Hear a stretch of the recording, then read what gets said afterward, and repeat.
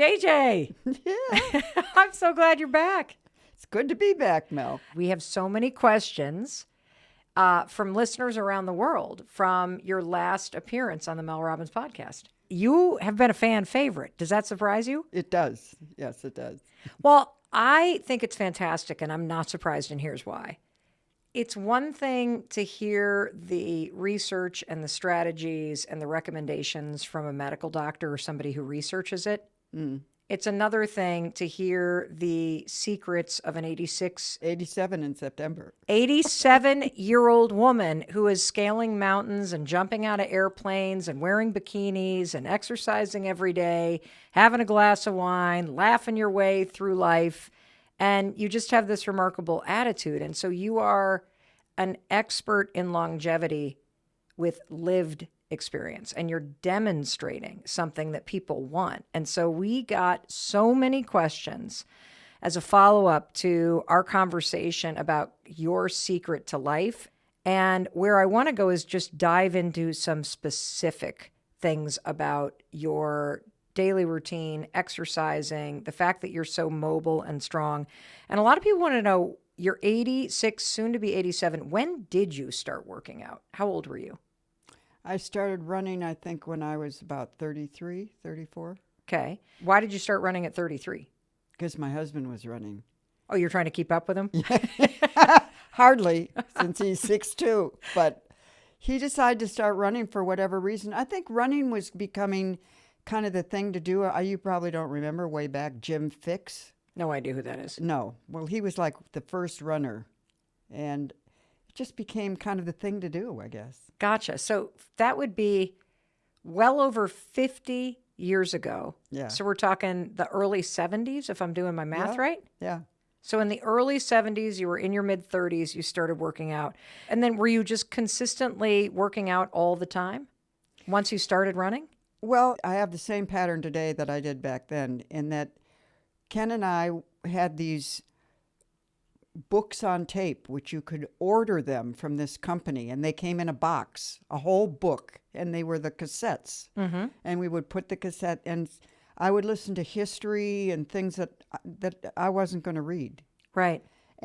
But then when I started to get into books like, novels and things, I wanted to get up every morning so I could listen to the next chapter. Ooh, that's a good little hack. And so you said you still do the same I thing still do over the same 50 thing. years later. What does that mean? I listen to a book every time I walk, and I also read a book. So I always have two books going. A lot of listeners around the world want to know, now that you're 86, what's your exact routine when it comes to exercising your body?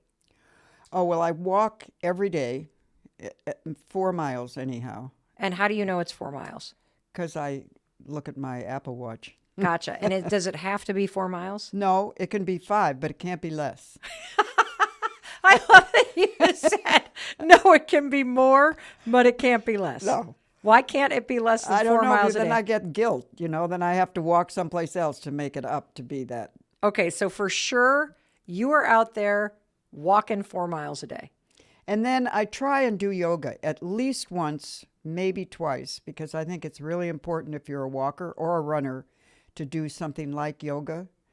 And you mean once or stretch. twice a week? Yeah. Okay, so once or twice a week you're going to a workout class, and then every single day you try to get 4 miles in. Yeah.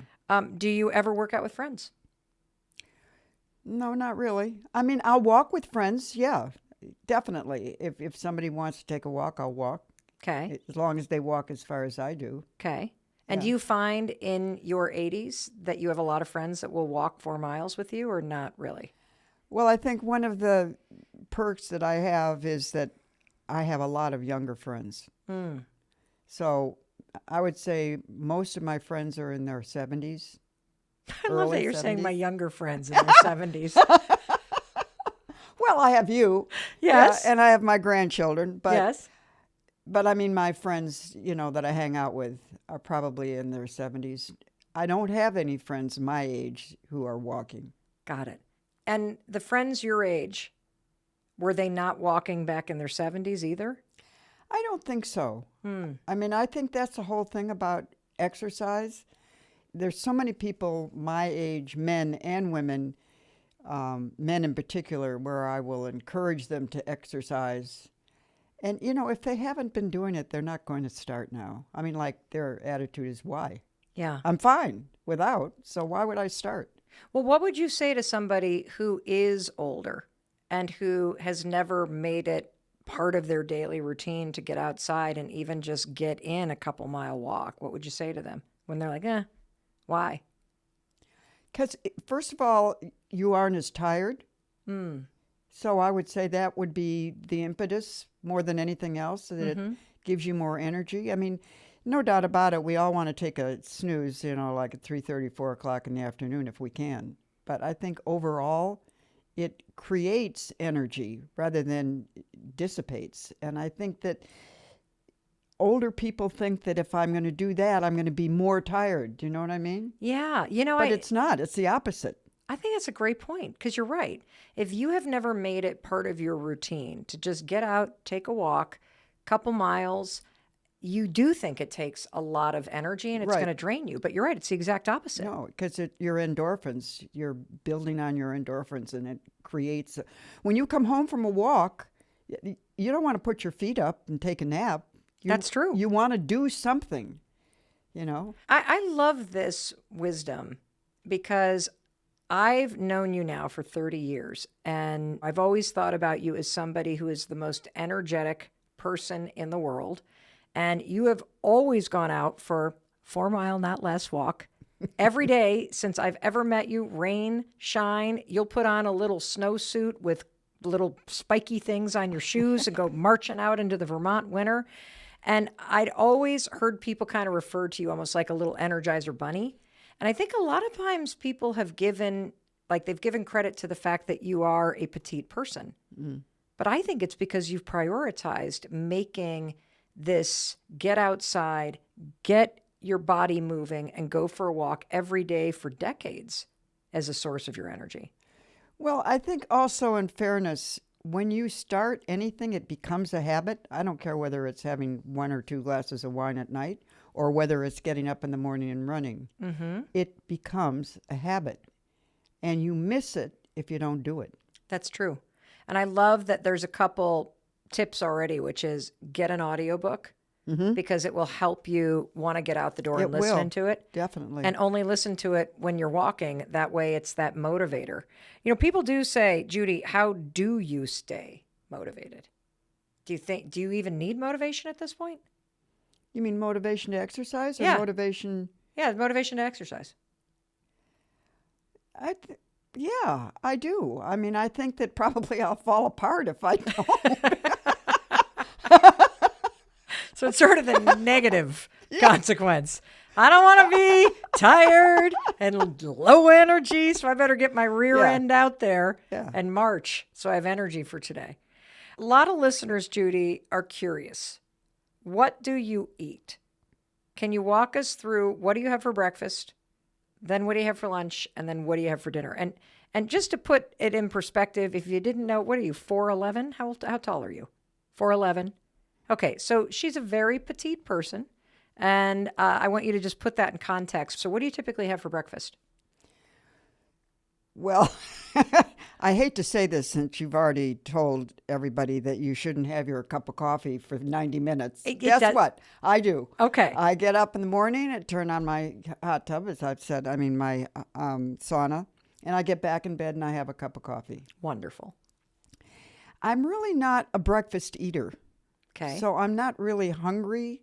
I mean, after I've had my vitamin C, then I will exercise. When I come back, then I'll have a smoothie. Okay, and everybody's going to want to know, what is in Judy Robbins' smoothie? Okay.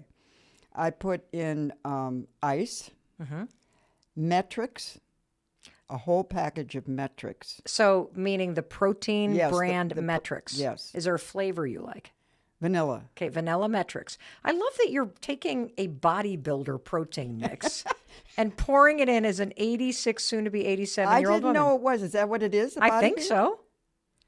I've been taking Metrics for years. Okay, so you have a protein smoothie. What do you put in there? Kale. Kale. And if I can, sprouts. Okay. I love sprouts, and I can get them fresh when I'm in Florida, which is great. But I do it the sprouts here, and then blueberries and strawberries Yum. and coconut water. Okay. Then you blend that sucker up. All right, great. So then what do you have for lunch? I graze. Okay. Wait a minute. This is not that healthy. Okay. What do you mean you graze? If I have some chicken salad, I take it out. So are you like a stand up in front of the fridge with a fork and Yeah. Same. I'm a little like that too. I am not a sit down, have lunch. Okay. Yeah, like John. Okay. John would be her boyfriend, everybody. Okay. Always breakfast, lunch, and dinner. Yes. I am not like And that. he puts a napkin on his lap. Oh. John is a very proper, well-mannered, well-read, wonderful human being, but I can see that. 3 squares, no matter what. What's 3 squares mean? You've never heard that expression? No. 3 square meals.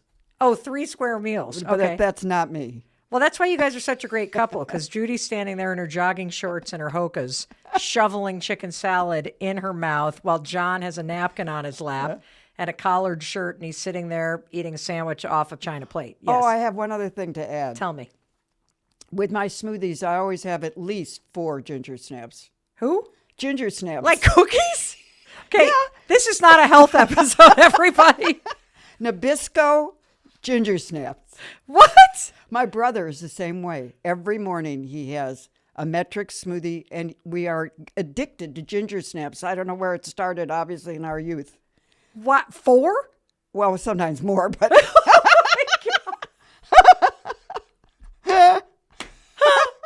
Oh my God, you're so fun. See, this is why you enjoy your life. well, yeah. I mean, now why not? That's true. That's true. Because we get into these zones, I think, especially when you're, your grandkids' age. And then I think about myself, and I'm in my 50s, and Sawyer's in her mid-20s, and we're always like, on to the next exercise, and doing the fast, and doing this thing. And you've always just enjoyed yourself. I think that's a really important thing, like since I've known you, at least in terms of you're never on some weird-ass diet or like restricting yourself in any way. At least it doesn't seem like it. Well, when I try, I get these guilt things because you guys all do these restrictions. Christopher does, 75 hard, or, you're going to give up. And I say to Christopher, maybe I should stop drinking. And Christopher says, well, at 86, I wouldn't stop drinking. I said, okay, guess what? I won't. I've already chilled the wine for tonight, Jude. What do you have for dinner? I usually have chicken or fish. Okay. I'm not much of a meat eater. How come? Gives you gas? No, I just, more and more when I wasn't eating meat, I started to think about the animals, I guess. And if I go to your house for dinner and you serve meat, I will eat it. Right. But I won't order it at a restaurant, and I would prefer not to cook it. Yeah. Every now and then I will. What about dessert? What's your feelings on dessert? Well, I like cookies. Yes. So I'll have a cookie. You've maybe established that. a different kind of cookie, maybe. But most of the time, I don't eat much dessert. Gotcha. And you also don't eat a ton of food. So, you know what I mean? But you eat healthy, like you... In all fairness, when you get to be older, Yes. you're just not that hungry. Oh, And is that something that happens? Yes. Really? And I'm sure that the people that are listening to this have parents, and they'll notice that they're not eating like they used to.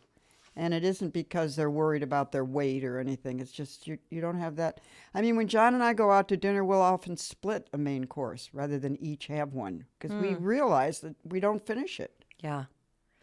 So other than eating 4 ginger snaps with your smoothie, do you have other health secrets? So we've covered that walking every single day is an absolute must. So is a yoga class or Pilates class a couple times a week. What about water? How much water do you drink? Not enough. What?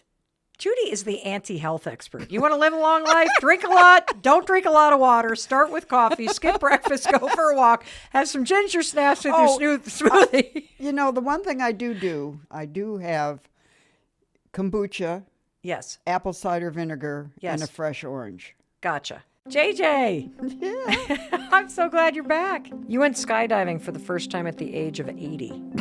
You got your first tattoo at 85. Now that you're 86, what is your exact workout and movement routine? Oh, well, I walk every day, 4 miles anyhow.